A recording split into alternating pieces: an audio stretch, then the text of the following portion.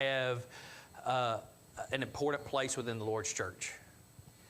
This right here disagrees fully with you. If all you do is spend your time night and day calling out to God on behalf of His people, His church, you are serving in a huge role in the Lord's church. This is a big deal. To know that this is that important to you, and this is a responsibility that God really puts on all of us, but it's saying, hey, this is what you should be doing as a widow. Honestly, all of us, but He wants to make sure He's reminding them of that. What is the warning if she's self-indulgent?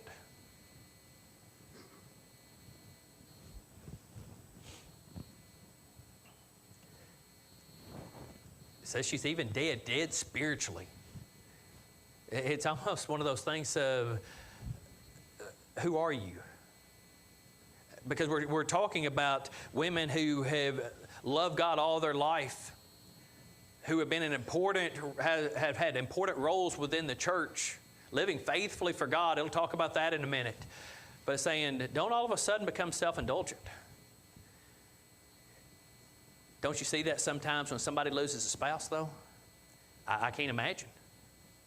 And I think it's something that he's not trying to beat anybody up over, but because all of a sudden I lost my mate who I've loved all these years, and I want the world to be about me right now. And I think during that moment of grieving, I think all that's fine, but he's talking about after that. Now, who are you? Once you've gotten through those times of grieving, who are you? This is the role you should be playing as a widow who's truly a widow. Command, so that they may be without reproach. But if anyone does not provide for his relatives, and especially for the members of his household, he has denied the faith and is worse than an unbeliever. I want you to pay attention to this, because I think this really goes beyond just widows at this point. Even though that's kind of been the focus, he says, but if anyone does not provide for his relatives, and especially for the members of his household, he has denied the faith and is worse than an unbeliever. I think that shows you right there how important family is to God. The responsibilities that He's given us as men, as the head of the house, as women, as the support to the husband, as raising the children, as everybody in the household, you have a huge and awesome responsibility to raise them. That's what God has asked us to do, to be a part of that family and make sure they are all going to heaven. Yes, sir.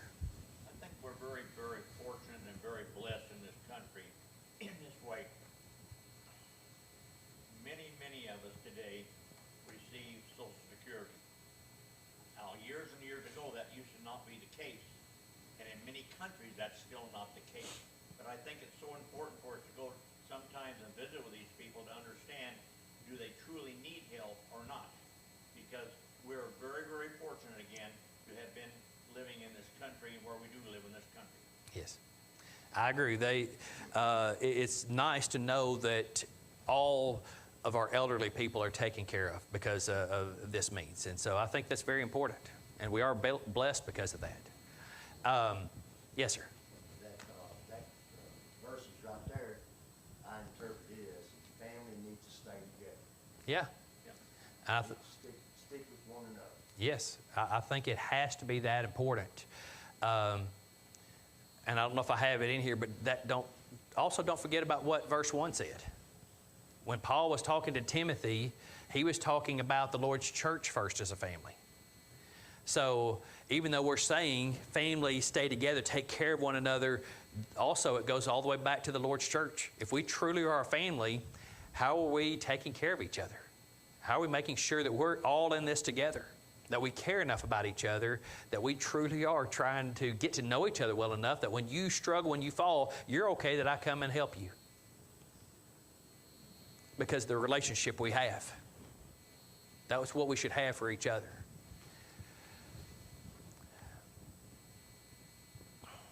Yes, sir. I just think, follow that up. It's difficult not to think the Summertown Church of Christ is this building. That's always a hard thing. We see each other when we're here. Yes. Summertown Church of Christ, we are that. It's not this building. Yeah. That's a difficult concept to get over, because the only time we're at church when we're and I hope that that you will spend more time so we continue to do more fellowship activities, things together outside of worship. Most important thing we do is worship. That's our being. That's our center. But when we do things with fellowship, I hope that you'll intentionally be a part of that. Because that's where we really become family. The times in the backyard over here where I just looked around and just saw so many people interacting together, and then 30 minutes later, it's a whole different group of people talking to each other. It's like, hey, we're getting to know each other. The more we get to know each other, the more I can understand who you are and what your struggles are and the difficulties you have. But the more this relationship grows, then when I have troubles, I feel comfortable reaching out. I feel comfortable thinking you're not going to overly judge me because I'm human too. Because what you really want is not to knock me down, but you really want me to get to heaven. So I encourage you to be more a part of any of these fellowships and add other people to it. That way we continue to grow. It's not just these walls. I think it's very easy for us to think about something else. That we all have the same amount of time. We use time as an excuse for not doing things, but we choose to use our time the way we choose to use our time.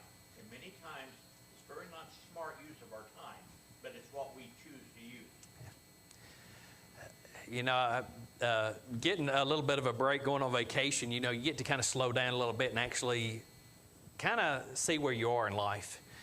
And sometimes I don't spend a whole lot of time on Facebook, but I'm sitting there thinking, really, what a waste.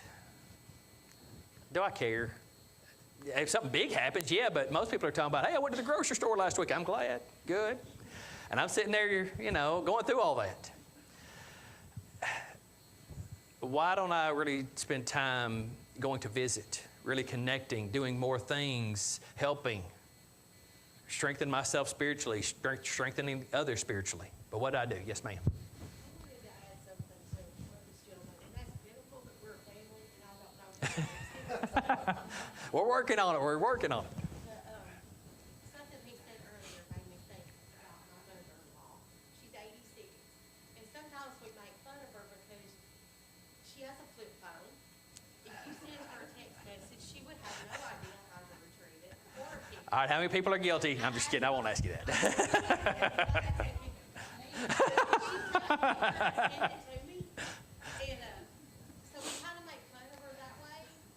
But I think about my daughter, and before she started school, Mr. A kept her a lot, and she knows things that other kids her age has no idea. She knows how to break things. She knows how to shut corn. She knows nursery rhymes that I knew when I was little because her grandmother taught her that. So I think a lot of times the older people, they just need to know that what they know is important, and we still need to know that, and that they have something to contribute. Yes. And just taking time to spend with them and talk to them and listen to the things that they know. Imagine in 86 years the amount of change that my mother-in-law has seen in her life. Yeah. Things, and she's experienced things that we will never experience. And so much we have to learn from them if we would just take the time to listen and let them teach us. It was when my grandmother, as I was growing up, she'd tell stories and things, and I thought they were neat. But as she got older in life, I remember asking her more spiritual questions. Hey, how did you start? What was it like, back in the early 1900s going to church, when they had ministers that would travel around to congregations? What was it like, during World War II? What was the church like during that time? What was it like? When did you become baptized? But hearing those things made a difference, and we shouldn't forget all the important things that everybody has to contribute. Thank you.